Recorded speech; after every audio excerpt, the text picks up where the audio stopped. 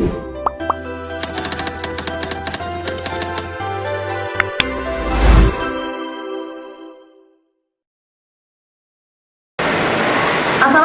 warahmatullahi wabarakatuh. Halo semuanya, perkenalkan kami dari kelompok 6 kelas 2024C, program studi pendidikan matematika Fakultas Keguruan dan Ilmu Pendidikan Universitas Siliwangi. Pada video kali ini, kami akan menjelaskan mengenai alat peraga material manipulatif yang telah kami buat, yaitu dam matematika. Video ini kami buat untuk memenuhi salah satu tugas mata kuliah pengembangan dan produksi media pembelajaran matematika yang diampu oleh Bapak Devi Agrian Nugraha, Magister Pendidikan. Sebelum itu, izinkan kami untuk memperkenalkan diri terlebih dahulu. Perkenalkan, nama saya Nina Nurmaliani dengan nomor digit NPM 242151111087. Baik, saya Talisha Lima dengan NPM 2421511193. Saya Nining Ayu Permata dengan NPM 242151111009.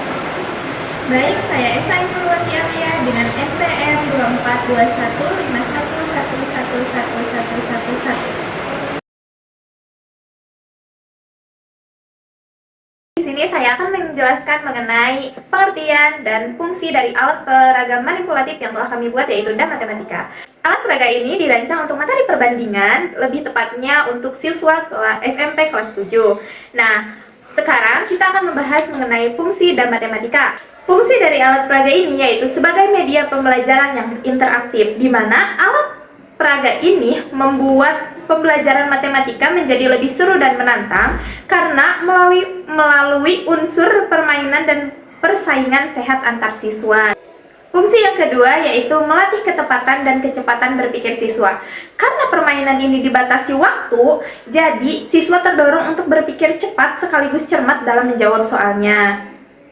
Fungsi yang ketiga yaitu menumbuhkan sportivitas dan tanggung jawab, di mana siswa itu belajar menghargai hasilnya sendiri dan juga menghargai pemain lain, serta bertanggung jawab atas jawaban yang diberikan. Nah, fungsi yang keempat yaitu meningkatkan motivasi belajar, di mana bentuk permainan dan warna-warni papan membuat pembelajaran itu terasa menyenangkan, tidak membosankan, dan mudah diingat.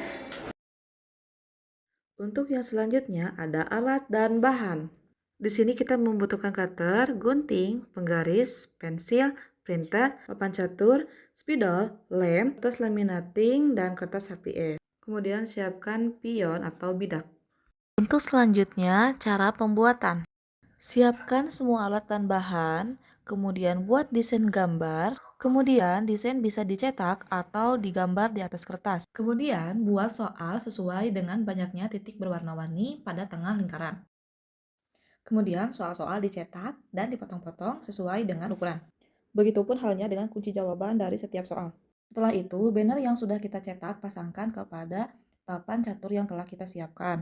Pasangkan dengan rapih dan dam matematika siap untuk digunakan. Cara penggunaan. Pertama-tama, ketiga pemain melakukan home pimpa atau spin untuk menentukan urutan permainan. Kedua, tepatkan pion sesuai warna pada posisi start. Pemain pertama memajukan satu pionnya ke depan atau ke samping, kemudian diikuti oleh pemain kedua dan ketiga. Satu pion bisa melangkah ke depan atau ke samping dan juga bisa melewati pion lainnya. Jika sudah berada pada lingkaran berwarna, saat pion akan melangkah selanjutnya, maka harus menjawab terlebih dahulu soal sesuai dengan kartu yang dipijak. Terdapat satu orang pemain lain yang bertugas untuk mengecek jawaban pada kunci jawaban.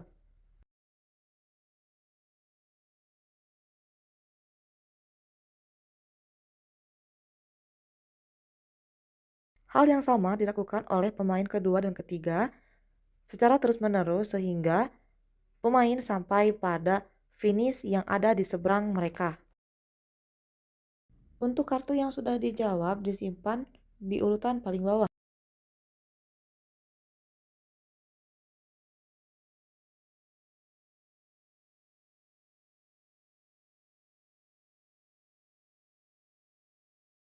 implementasi dari DAM Matematika. Di sini saya akan menjelaskan terkait implementasi dari alat peraga dan matematika. Nah, media dan matematika diterapkan pada jenjang kelas 7 SMP dengan materi perbandingan. Siswa dibagi dalam kelompok kecil, di mana mereka bermain dengan papan, pion, serta kartu soal dan jawaban. Nah, guru menjelaskan aturan, tujuan belajar, dan berperan sebagai fasilitator selama permainan berlangsung. Siswa bergiliran menjawab soal untuk memindahkan pion, di mana jika jawaban benar mendapatkan 1 langkah, sedangkan jika jawaban mereka salah, pion tetap berada di tempat semula. Kegiatan ini membuat pembelajaran lebih interaktif, menyenangkan, dan kontekstual, sekaligus memperkuat pemahaman siswa terkait pemahaman konsep perbandingan. Kelebihan dan kekurangan DAM Matematika. Baik, di sini saya akan menyebutkan kelebihan dan kekurangan dari DAM Matematika. Yang pertama mengenai kelebihan DAM Matematika.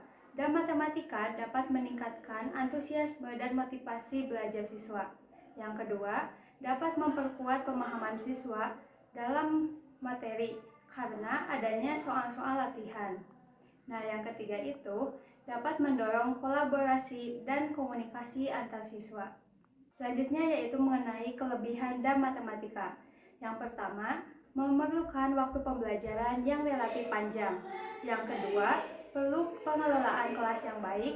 Yang ketiga, keterbatasan variasi soal. Nah, yang terakhir, kurang optimal dalam penilaian individu.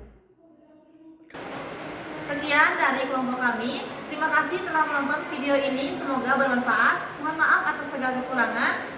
Wassalamualaikum warahmatullahi wabarakatuh.